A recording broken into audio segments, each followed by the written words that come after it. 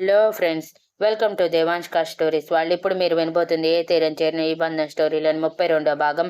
అదంతా చూసిన జడ్జి గారు రోజీ తరపున లాయర్ వైపు చూస్తూ, దీనికి మీ సమాధానం అని అడిగారు. ఇదంతా గ్రాఫిక్స్ యువరానర్, కావాలని నా క్లయింట్ని డీఫ్రేమ్ చేయటానికి ఇలా వీడియో క్రియేట్ చేసి చెప్తున్నారు అంతే అని అంటూ ఉంటే మనస్వి తరపు లాయర్, అబ్జెక్షన్ యువరానర్, దీనికి సంబంధించిన నిజానిజాలు తెలియటానికి ఒకరిని నేను ప్రవేశపెట్టాలని అనుకుంటున్నాను.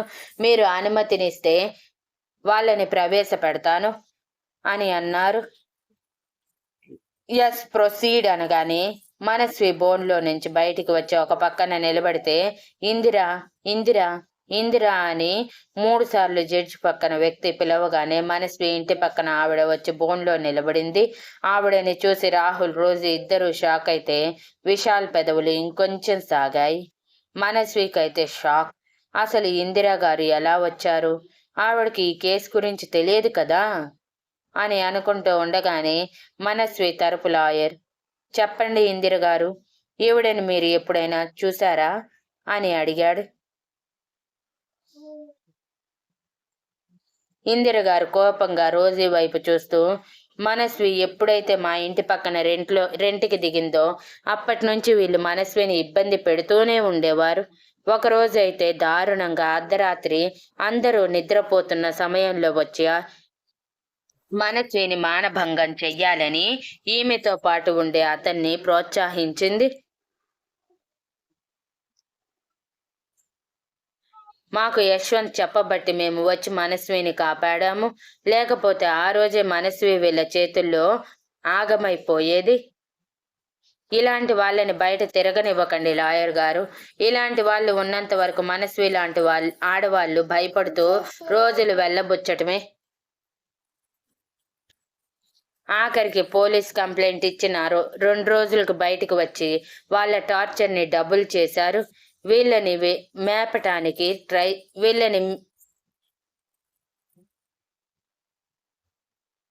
ట్రై చేస్తే పోలీస్ కేసు పెడదామని బెదిరించారు.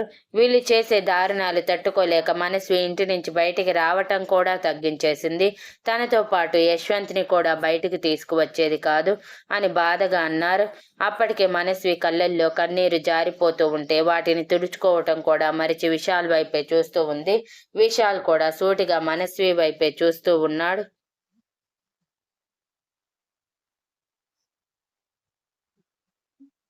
మరోసారి ఇందిర గారి నోటి నుంచి మనస్వి పడ్డ బాధలు వింటున్న మాయా, మనోజ్ ఇద్దరూ బాధగా మనస్వి వైపు చూస్తూ ఉన్నారు.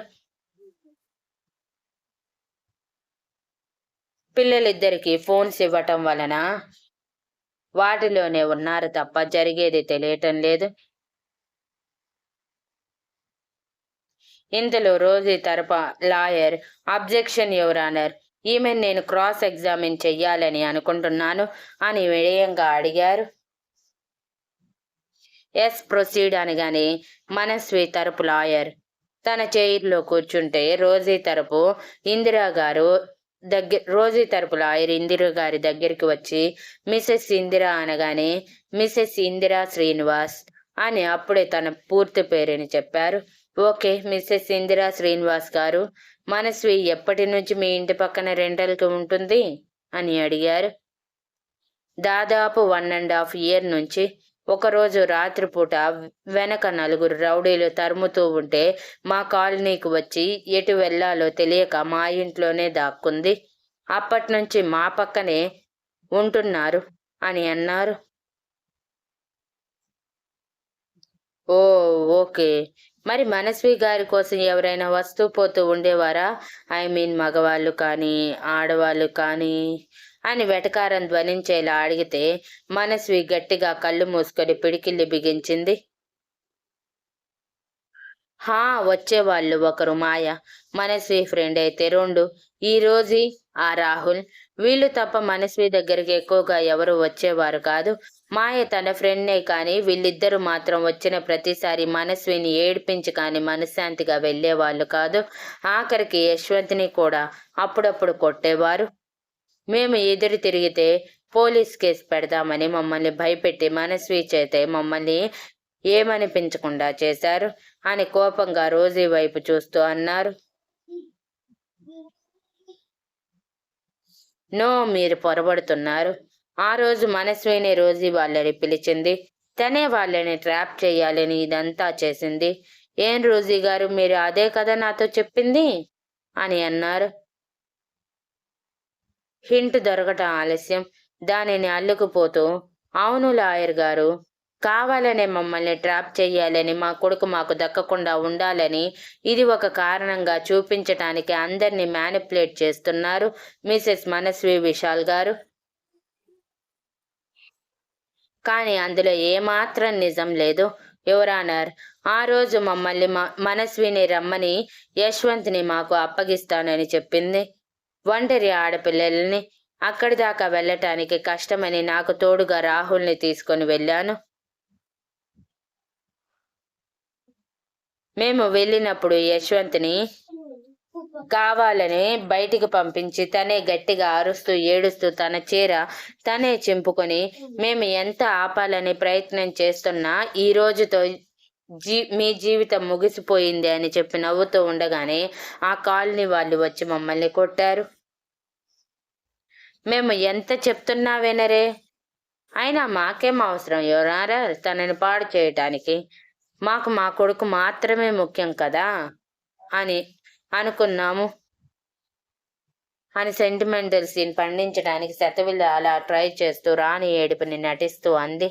మనస్వి నిప్పులు కళ్ళతో రోజీ వైపు చూస్తూ మాట్లాడాలని ఉన్నా మాట్లాడితే జడ్జి గారు మళ్ళీ పనిష్మెంట్ ఇస్తారని సైలెంట్ గా ఉంది.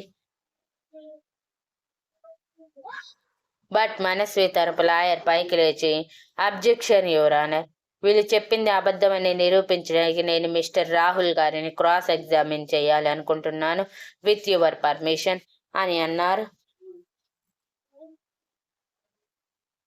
ప్రొసీడ్ అనగానే రోజీ తరపు లాయర్ అసహనంగా వెళ్లి తన చైర్లో కూర్చుంటే ఆ కోర్టు మొత్తం రాహుల్ రాహుల్ రాహుల్ అని 3 సార్లు జడ్జి గారి పక్కన వ్యక్తి పిలిచి చెప్పగానే రోజీ ఫోన్లో నుంచి కిందకి దిగితే రాహుల్ వెళ్ళి నిలబడగానే మిస్టర్ రాహుల్ ఆమె రైట్ అని అన్నారు. హా అనగానే మీ తల్లిదండ్రులు ఏం చేస్తుంటారు అని అడిగారు. నాకు ఎవరూ లేరండి, నేను అనాథని.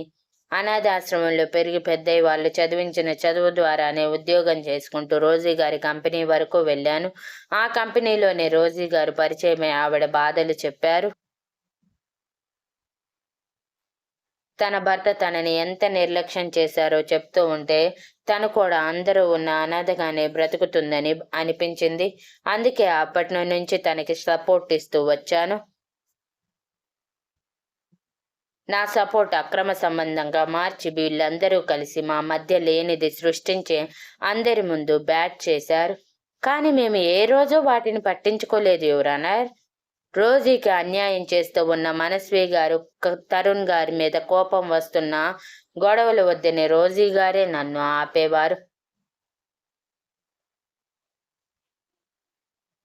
ఆవిడికి నీడగా మారిన నేను ఇన్నాళ్ల తర్వాత ఒక గుర్తింపు ఇవ్వటానికి పెళ్లి చేసుకున్నాను అని చాలా అమాయకంగా మొహం పెట్టి అన్నాడు రాహుల్.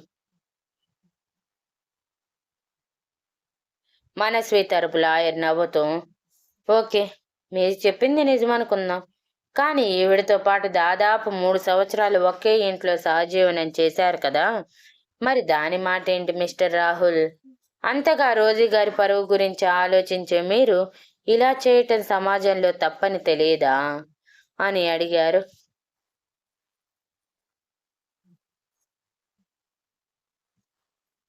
మేము సహజీవనం చేస్తున్నామని ఎక్కడా చెప్పలేదు కదా లాయర్ గారు.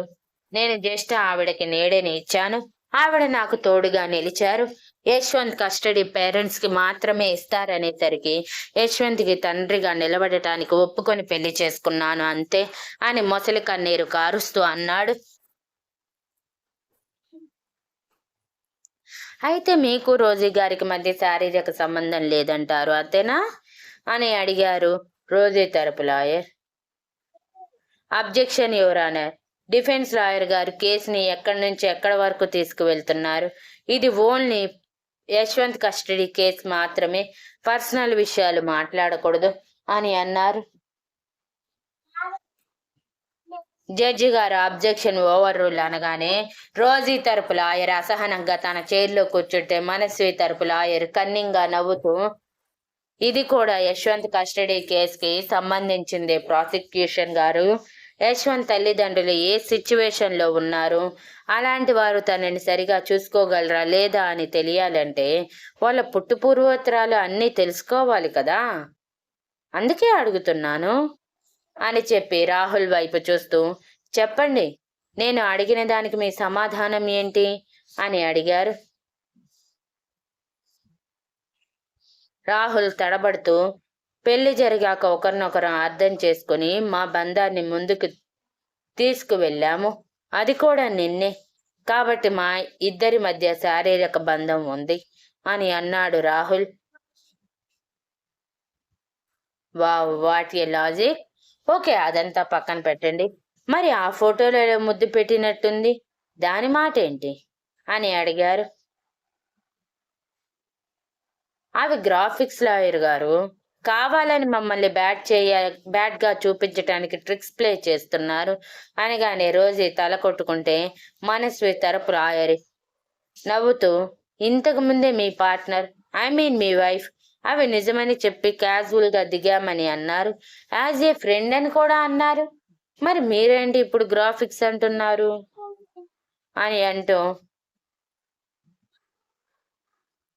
జడ్జి గారి వైపు చూస్తూ, చూసారా యువర్ ఆనర్, నిమిషానికి ఒక మాట మారుస్తున్నారు.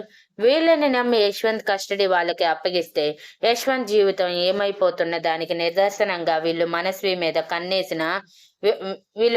మీద చేసిన అకృత్యాలే కనిపిస్తున్నాయి. పైగా వీళ్ళు వినిపించిన వాదనలు వేటికి సాక్ష్యాలు లేవు. సాక్ష్యాలు లేకుండా ఎలా వీరు చెప్పిన మాటల్ని నమ్మగలం చెప్పండి. నా తరపు క్లయింట్ కి సంబంధించిన సాక్ష్యాలు మీకు సమర్పించాను. ఇప్పుడు తీర్పు మీరే చెప్పాలి. యశ్వంత్ కస్టడీ నా క్లయింట్కి వెళ్తే యశ్వంత్ జీవితం అందంగా ఉంటుందని నేను ఖచ్చితంగా చెప్పగలను అని చెప్పి తన చైర్లో కూర్చోగానే, అబ్జెక్షన్ యువర్ ఆనర్ అని రోజీ తరపు లాయర్ పైకి లేచి, మనస్వి గారు ఈ పెళ్లి ఓన్లీ యశ్వంత్ కోసమే చేసుకొని ఉంటే యశ్వంత్ కస్టడీ వచ్చాక ఆవిడ మళ్ళీ సింగిల్ పేరెంట్ గా మారిపోయే అవకాశం ఉంది కదా, అప్పుడు సింగిల్ పేరెంట్ కి యశ్వంత్ కస్టడీ ఇస్తే అతని భవిష్యత్తు ఏమవుతుంది యువర్ ఆనర్. కాబట్టి మనస్వి గారు విశాల్ గార్ల బంధం చిరకాలం నిలుస్తుందని నమ్మకం, భరోసా, సాక్ష్యాలు చూపించమని కోర్టు వారిని సవినయంగా కోరుతున్నాను. అలా కాని పక్షంలో యశ్వంత్ కస్టడీ తల్లిదండ్రులైన నా క్లయింట్ రోజీ రాహుల్కి అప్పగించాలని కోరుకుంటున్నాను.